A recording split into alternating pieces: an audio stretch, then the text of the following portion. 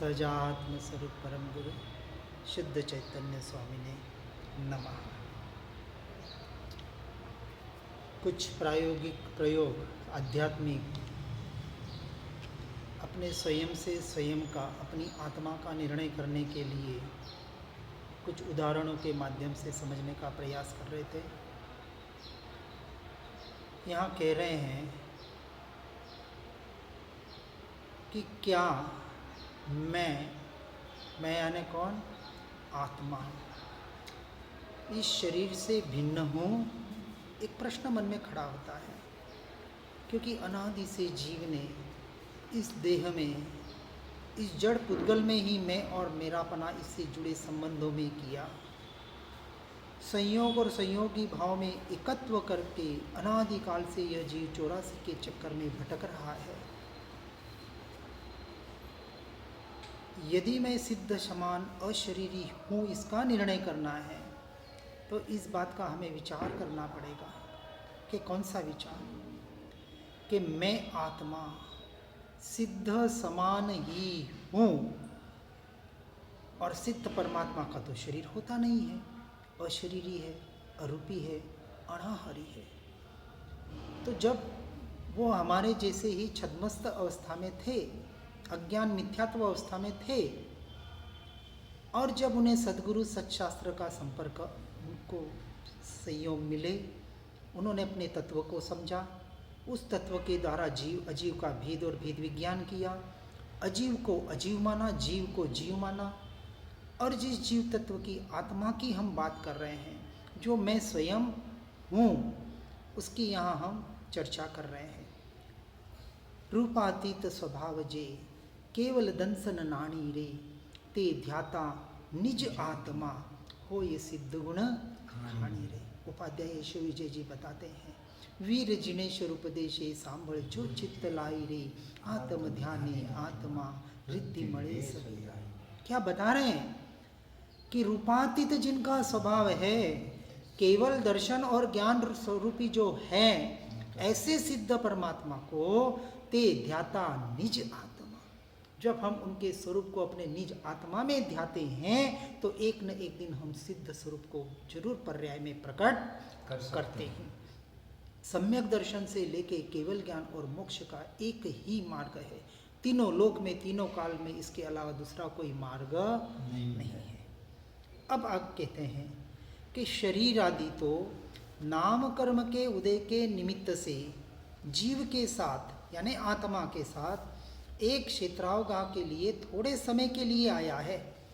कितने समय के लिए? थोड़े समय। ये मनुष्य जन्म ज़्यादा से ज़्यादा 100 साल 110 साल जिलेंगे, और कोई साइंस प्रोग्रेस कर लेगा तो 125 साल जिलेंगे। क्या कर लेंगे जी के? अरे अनंत काल में अनादि 84 के भव भ्रमण कर लिए, फिर भी यह जीव जाग नहीं पाया। एकमात्र नाम कर्म के उदय से शरीराकार ऐसा ये रहा हुआ हमारा ये आत्मा, जो अपने असंख्य प्रदेशों में फैला है, फिर भी शरीर से एक रूप आज दिन तक हुआ नहीं, हो सकता नहीं। ऐसे एक क्षेत्रावगाह संबंध में कुछ समय के लिए आया है, और यह शरीर तो पुद्गल का नो कर्म का उदय मार्ग है, इसलिए वास्तविक यह जीव का स्वरूप नहीं है। और जीव का यानी आत्मा का, आत्मा का यानी मेरा स्वरूप नहीं है। और ये एक संपूर्णतः भिन्न स्वतंत्र द्रव्य है।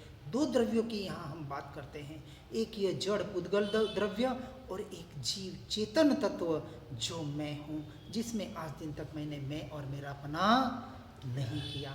अनादि से इस मुर्दे को, इस जड़ पुद्गल के परिणमन में मैं और मेरापना करके, इसी का कर्ता भोक्ता बन के, कर्मों का निरंतर बंध करके, ऐसे भाव कर्म, द्रव्य कर्म और नौ कर्म के द्वारा अनादि का संसार जी जीव यानी कि मैं भटक रहा था। अब सद्गुरु सत्शास्त्र के माध्यम से स्वयं के स्वरूप की महिमाई कि मैं आत्मा, आत्मा नहीं, मैं आत्मा स्वयं परमात्मा स्वरूप हूँ। सिर्फ आत्मा नहीं हूँ, आत्मा तो जीव, जगत के सारे जीव आत्मा ही तो है। लेकिन मैं आत्मा परमात्मा स्वरूप सिद्ध स्वरूप हूँ, ऐसा जो भीतर से स्वीकार करता है और बाहर जो पर्याय में मलिनता है, दोष है, वहाँ से दूर होने का जो साथ साथ में व्यवहार से पुरुषार्थ करता है, ऐसा जीव एक न एक दिन उस मोक्ष तत्व को प्राप्त करता है। इसलिए कहा उससे ही मरण के समय में जीव और शरीर जिसे प्रत्यक्ष भिन्न ही दिखाई देते हैं, ऐसा ही जीव समाधि मरण और पंडित मरण को प्राप्त कर सकता है। इसलिए मरण के समय शरीर पड़ा हो, आँख, कान, नाक, चमड़ी सब इंद्रियां होती है, परंतु वहाँ जानपना नहीं होता है, क्योंकि जानने वाला निकल चुका होता है। अब इस शरीर को जलाओ, काटो, खरो, जमीन में गाड़ो, कुछ भी करो, यह उप तक भी नहीं करता है। यानी ये निर्णय हुआ, यह साबित करता है कि मैं शरीर आदि से भिन्न तो हूँ ही, और शरीर से अब मोह नहीं करना है, क्योंकि मैं सिद्ध स्वरूपी आत्मा शरीर से भिन्न हूँ। अब कहते क्या आत्मा जानने में आता है? तो कहते बिल्कुल आता है, क्योंकि आत्मा यानी कि मैं, जब हमने देखा कि शरीर से भिन्न हूँ और संयोगों से भी भिन्न ज्ञान मात्र हूँ, जो निरंतर जानने का कार्य कर रहा है। इसलिए सतत सदा सर्वदा सहज डगले और पगले, यानी एक एक पाँव पे खाते पीते उठते बैठते सोते जागते, राग द्वेष के परिणमन के काल में और शुभाशुभ परिणमन के काल में उसको जानने वाला ज्ञान और उस ज्ञान स्वभावी भगवान आत्मा वहाँ मौजूद रहता है। रात को सपना आता है, इसको जाना किसने?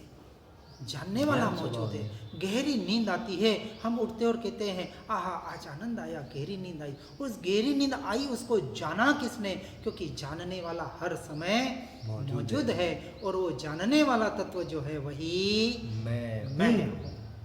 बस ऐसे आत्मा के भेद ज्ञान के द्वारा जो दर्शन ज्ञान चारित्र में, ऐसा यह आत्मा, इस लक्षण से उसे हम जान सकते हैं। क्योंकि दर्शन ज्ञान चारित्र जड़ इस मुर्दे पुद्गल में ये गुण है नहीं, हो सकते नहीं। इसलिए जो ज्ञाता दृष्टा भाव है, देखना जानना जो निरंतर स्वरूप और स्वभाव है, यही मेरा लक्षण है।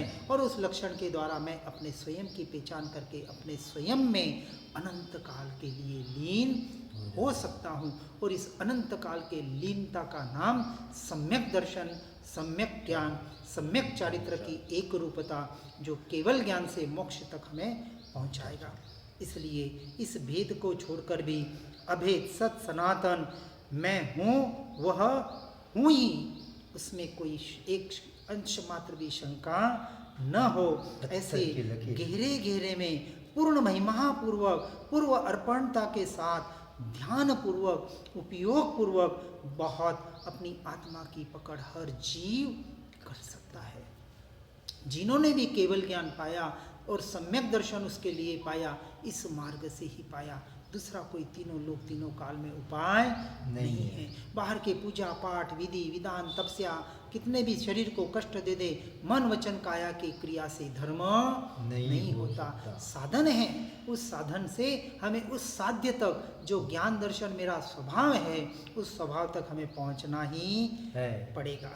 इसलिए जिस तरह से नदी पर्वत में से निकलकर नीचे नीचे आती है और नदी में से पानी लेकर थोड़ा भी भले पानी आता है, परंतु उसके मूल तक हम नहीं पहुंचते हैं।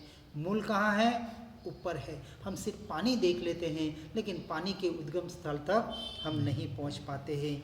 इसलिए आत्मा के सत्ता की श्रद्धा करते पूर्ण ज्ञान, पूर्ण वगैरह, पूर्ण वीर्य वगैरह अनंत गुणों पर्याय में ही प्रकट होते हैं और अपने आत्मा का शुद्ध स्वरूप प्रत्यक्ष स्वसंवेदन प्रत्यक्ष हम उसका अनुभव कर सकते हैं, उसको जान सकते हैं, उसका निर्णय कर सकते हैं। इसी का नाम सम्यक दर्शन है। इसलिए ये बताता है कि शुद्ध आत्मा हर जीव उसका अनुभव कर सकता है।